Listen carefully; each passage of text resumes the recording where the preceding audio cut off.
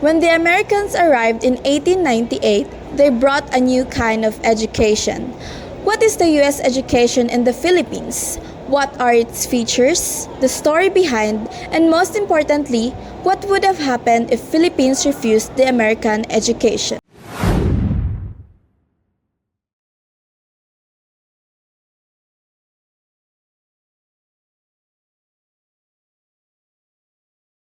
According to the Department of Education Act No. 74 in 1901, created the first public school system in the country, a system that made learning free for everyone. This was a huge change from the Spanish era when schools were only for the elite.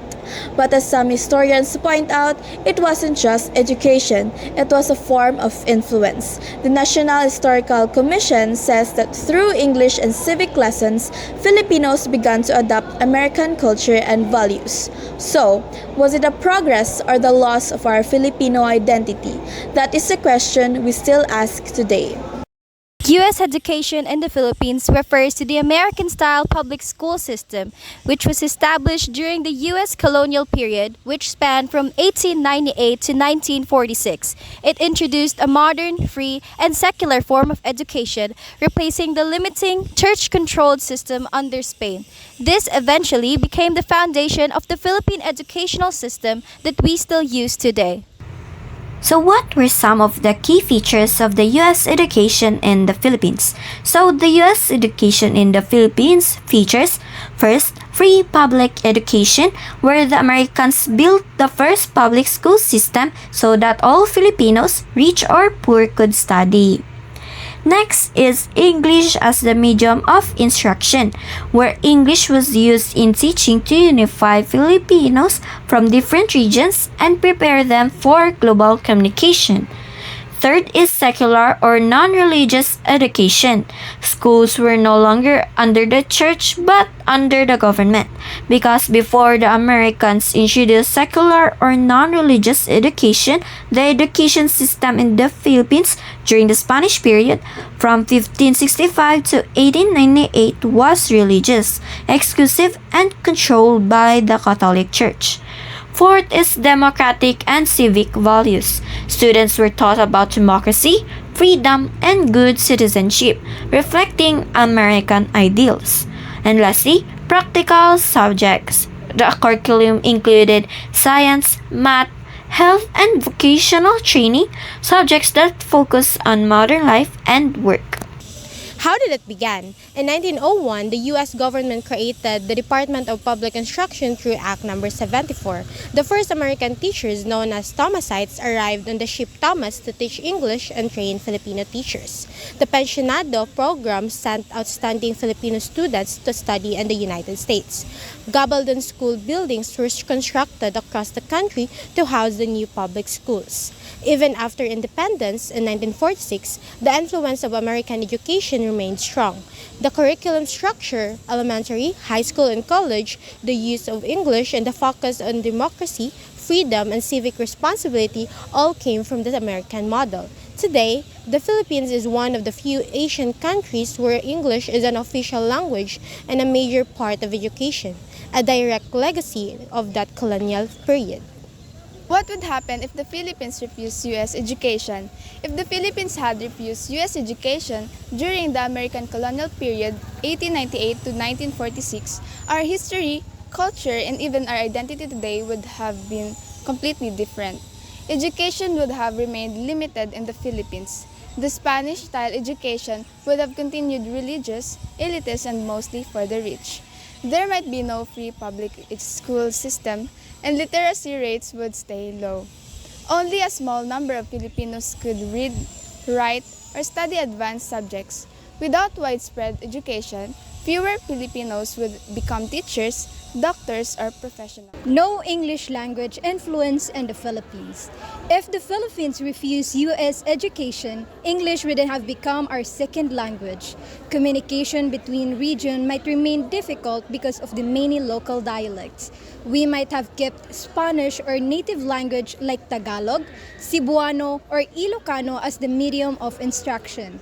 The Philippines' global connections today, like in business, BPO, tourism, and international relations would be much weaker. The Philippines would have slower development of democracy and government. U.S. education introduced civic and democratic values, ideas like equality, elections, and self-government. Without it, Filipinos might not have learned these democratic concepts early on. The transition to self-rule and independence could have been delayed or more difficult. The Philippines might have remained under tighter colonial control or even under another foreign power. Philippines might have limited modernization in skills. The American curriculum includes science, math, health, and vocational training, subjects that help us modernize society. Without them, we might have missed early industrial and technological growth. There will be a fewer trained professionals in medicine, engineering, and education. A different national identity. U.S. education helped shape a new Filipino identity, blending local traditions with Western values such as freedom, equality, and democracy. Without it, our culture might have stayed more Hispanic and religiously centered, less democratic, and less global. Our literature, arts, and pop culture might look more, per se, Spanish or Asian rather than Western. If you're wondering how is the Philippines education like today, according to a digital news publication, Philstar Global by Christina Chi, 3 in 10 Filipinos struggle to comprehend what they read, but poverty deepens the problem. While over 90% of the Filipinos can read and write, just 70% can comprehend what they read, with the disparity reaching its most severe levels and regions hit hardest by poverty. Studies on social development in the Philippines generally draw a relationship between poverty and education. Economic hardship often curtails access to quality education, while poor educational outcomes make it harder for families to break the cycle of poverty. According to EDCOM, based on 2024 films, the 19 million refers to the estimated number of 10 to 64 years old who are basically literate but not functionally literate because of lack of comprehension skills, regardless from the highest grade completed. Although the American influence shaped aspects of the Philippine education system, poverty remains the most significant challenge. Whether or not foreign models are adopted, the root issues continue to be economic inequality. So the question is, did the Filipinos lose their identity? Filipinos do not lose their identity but experience a profound transformation and a reorientation of their cultural identity after the American education influence. The American system significantly shaped Filipino culture, values, and language, but a distinct sense of Filipino identity, a blend of indigenous and colonial influences, persists. Did you know that the Philippines once had so many languages that some towns only a few kilometers apart couldn't understand each other? Before English, people relied heavily on interpreters just to trade or attend meetings. Here are some fun facts before we end the video. Some American teachers had to ride carabaos to reach remote schools because there were no proper roads or buses back then. So they traveled by horse, boat, or even carabao just to teach in far-flung barrios. Another one is Filipino students once used banana leaves and charcoal as writing materials when notebooks were too expensive.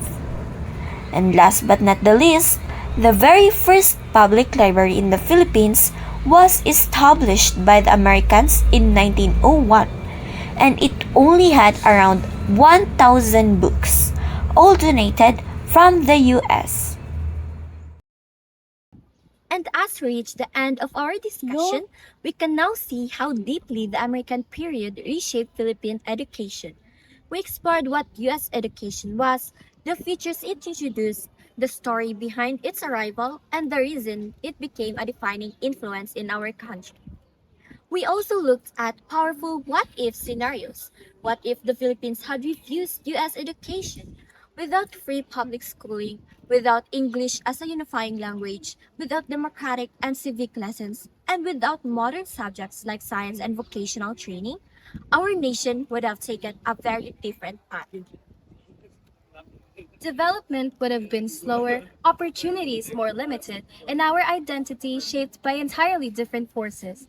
But even with these historical influences, we are reminded that our biggest challenge today is not foreign models, but poverty, a barrier that continues to affect literacy, comprehension, and access to quality education. This shows that while America helped build the structure, it is still up to us to strengthen it.